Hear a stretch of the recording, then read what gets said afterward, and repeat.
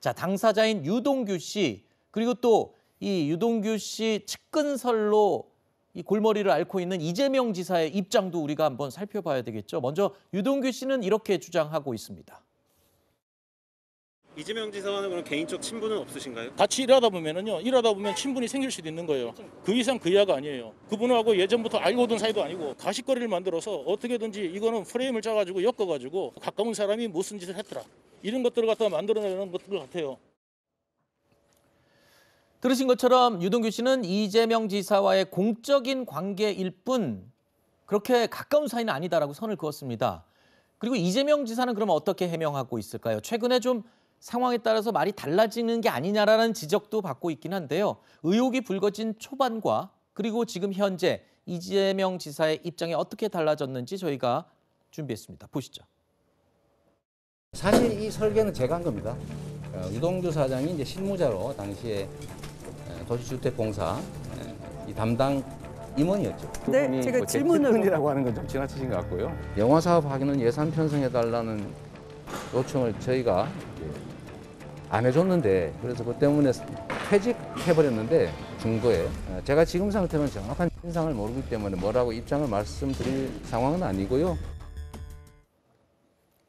자, 유동규 씨와의 관계에 대해서 시간이 지날수록 조금씩 입장이 바뀌는 게 아닌가라는 생각이 드는 이 발언 내용들이었는데 이재명 지사는 어제 취재진과 만난 자리에서 이런 얘기를 또 했습니다. 유동규 씨가 성남시장 선거 때 도움을 준 것은 맞다.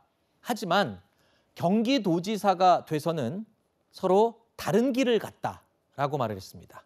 그리고 하루 만인 바로 오늘 이재명 지사 캠프에서는요. 유동규 씨의 행각은 몰랐지만 관리자 차원의 책임을 통감한다라는 내용의 사과문을 발표했습니다.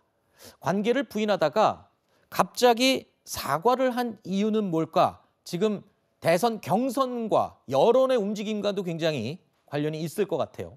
네, 맞습니다. 아까도 말씀드렸지만 여러 언론에서 이재명 지사와 유동규 씨가 굉장히 가까운 사이였다, 복심이었다, 측근 중에 측근이었다 이런 식의 보도들이 많이 나오고 있다 보니까 네.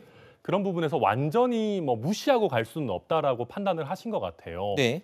그리고 다만 좀 아쉬운 거는 경기도에 와서는 딴 길을 갔다라고 하셨는데 실제 경기도지사로 계실 때도 경기관광공사 그 황교익 씨 임명이 문제됐던 그 아주 중요한 자리에 임명을 하시기도 했었고요. 네. 또 이게 다소 쟁점을 흐리는 말씀이신 것이 네. 경기도 현재 친하냐 안 친하냐가 문제가 아니라 이 대장동 사업을 설계하던 2015년도에 어떤 사이였는지가 굉장히 중요한 것이거든요. 네. 그 쟁점을 좀 흐리려고 하시는 말씀인 것 같고요. 그리고 측근이 아니라고 말씀하시는 게 좀 납득하기가 어려운 것이 네. 제가 약간 예를 들자면 순천이 인구가 대략 한 28만 정도 됩니다. 네. 근데 순천시장이 예컨대 한 1,000억짜리 개발 사업을 하면서 순천개발공사랑 같이 이렇게 진행을 한다. 당연히 순천개발공사에 그 담당하는 굉장히 중요한 임원과는 긴밀하게 소통을 하고 네. 보고를 받고 해야 되겠죠. 근데 성남이 순천에 비해 인구가 한 3배 많고 경제력도 차이 납니다만은 그걸 감안해서 성남이 한 10배 정도 되는 1조 원짜리 개발 사업을 한다. 네. 근데 그때 이 사업을 성남도시개발공사의 본부장이나 사장 직무대리에게 맡겨만 놓을까요?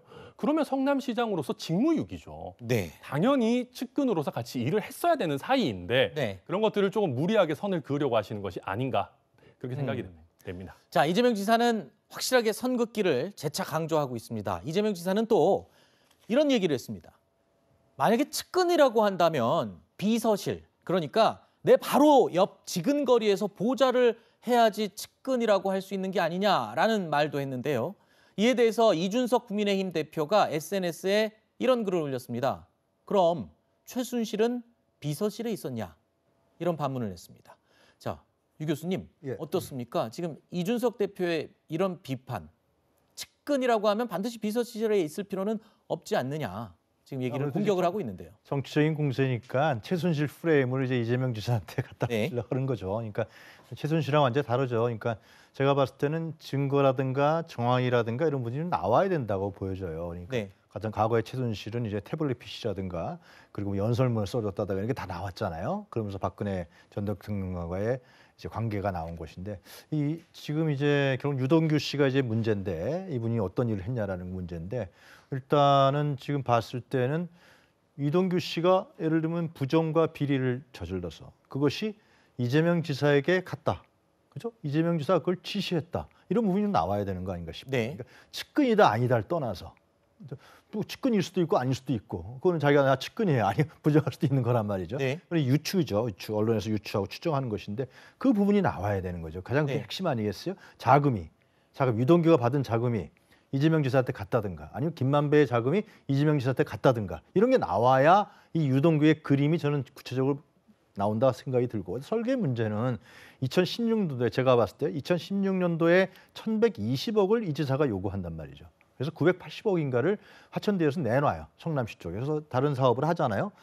그 설계 부분에서 그렇다면 만약에 설계 과정이 잘못돼서 그 설계를 통해서 화천대유나 임만배한테 이익을 주려고 했다 그러면은 그 1,120억을 요구했을 것이고 왜 요구했겠냐. 그리고 그것을 돈을 또 왜 주냐 화천대유에. 네네. 상식적 성립이 안 되는 거죠. 네. 설계를 예를 들면 그렇게 유리하게 해줬다 그러면은 막 유동규라는 사람이 개입해서 그러면 어차피 나중에 받을 건데 못하러 그 돈을 또 알겠습니다.